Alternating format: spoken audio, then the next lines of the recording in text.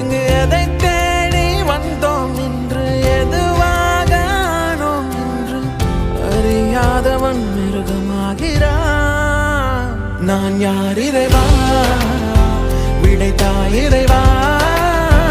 நான் யார் இறைவா, பதில் சொல்ல மண்ணில் வருவாயா. நான் யார் இறைவா, விடைத்தாய் இறைவா.